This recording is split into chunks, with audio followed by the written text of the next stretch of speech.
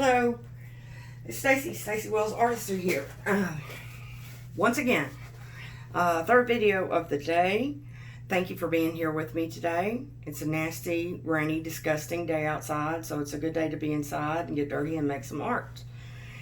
And I have gone to the store today and got some supplies and stuff and picked up a couple of more embellishments like this one right here, which I think is really pretty.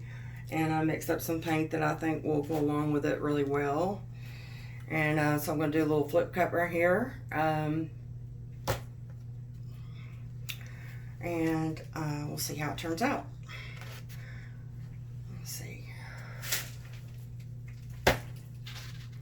It's the third one I mess up every time. Every time. And it's really slippery, so we'll see. Oh! Yeah. Okay, well, I didn't mess up as bad as I usually do. That is, let's see, we have, these are all Master's Touch paints except the Deco Art 24 karat gold.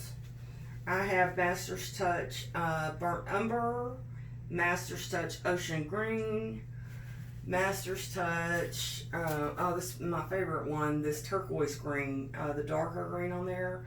It's really pretty. And then there is some Craft Smart bronze in there, and Master's Touch brown red, which is the coppery color, and Master's Touch black. But I'm using the Deco Art 24 karat gold because that's my favorite gold. And they're all mixed, 1 part paint, 1 part like PVA, and 5 parts Floetrol with a good bit of water, distilled water to thin. My canvas has been taped on the back, and I spritz it with some distilled water to tighten it up. And I've got Floetrol, silicone in each one of the colors. And also in these cups, before I put my colors in, I put some silicone at the bottom because it helps with the cell formation, but also because it makes it where you can see when all your paint's run down, which I think is really convenient. And anyway, the consistency on these flip cups, I do my consistency a little bit thicker on flip cups than I do on open cup pours and swipes. That just works better for me. I add a little more water to thin on the swipes and open cups. They just seem to work better that way. This consistency is kind of like if you drip it from your stick, you can count to 2 to 3 and it's gone. On an open cup or a flip cup, I like to be able to count to 2 and have it pretty much dissipated. Anyway, let's see what we got. I don't mix my paints on camera because I think that's boring, and I can just tell you, you know, what I do. Look at that gold, how beautiful.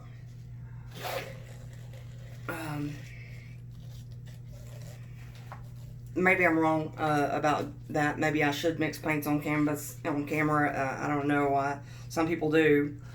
I just personally don't like to watch somebody sit there and stir paint and tell me about the consistency. I'd rather them just tell me about it and let me experiment on my own, because that's really ultimately what you end up having to do. You know, somebody can sit there and explain it to you all you want, but you're never going to really understand it until you practice and work on it yourself. There's a piece of something down in there. Oh, that's beautiful. I love those colors. But there's a piece of something.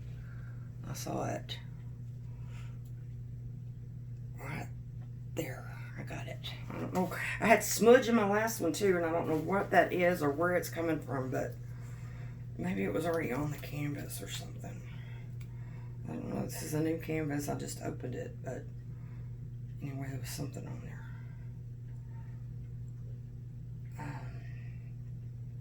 Get that corner.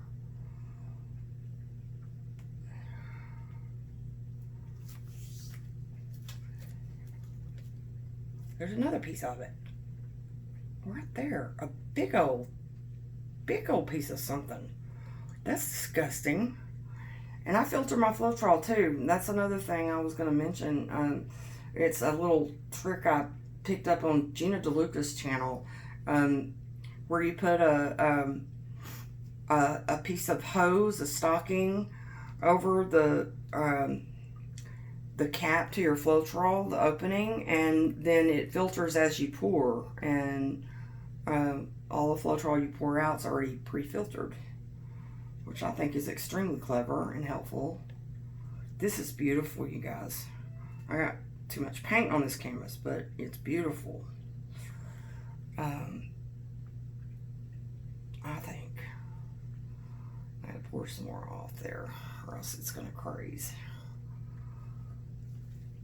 Okay.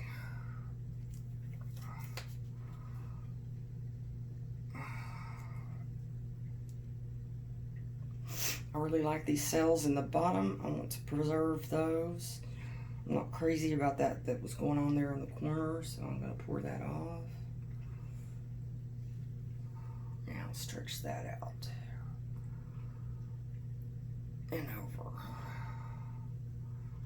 Not crazy about that corner either, so I'll get rid of some of that. I could use to lose a little bit more paint here because I don't want it to craze. This is beautiful, I think, and I don't want it to. I don't want it to craze. And I don't have a lot of problems with crazing, but every now and then it happens, and I usually think it's because. Well, I don't think anybody really knows why it happens, to be sure, but I think, for one thing, too much paint on the canvas can cause it, I believe. I think if your paint's too thick, that it can cause it, but that's just my opinion. I don't know for sure. I just know it's really frustrating when you have something that's really beautiful and then you come back in there and it's all messed up. It's very frustrating. So I try to avoid that. This is really beautiful. I'm gonna get my paper towel here and torch it a little bit. I need a little bit more paper towel than that. I think that's gonna look really pretty with that little stone I have. Get this tape down.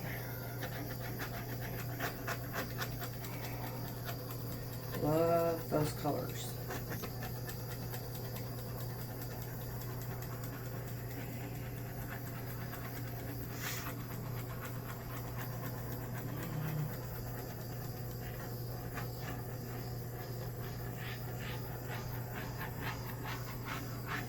And that Deco Art Gold, I was going on and on about it in my last video, but I just have to say, wow.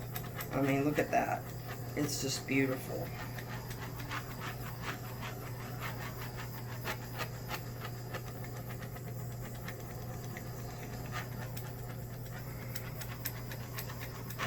And I love that turquoise green, the deeper green in here.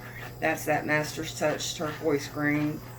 And I have always loved that color. I think it just really pops.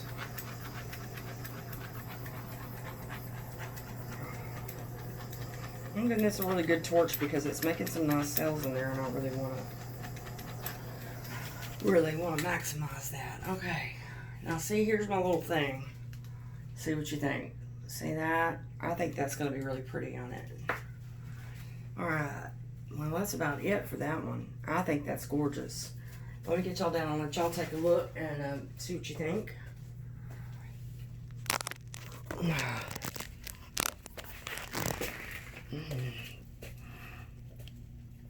See how that turned out? Let's look up close.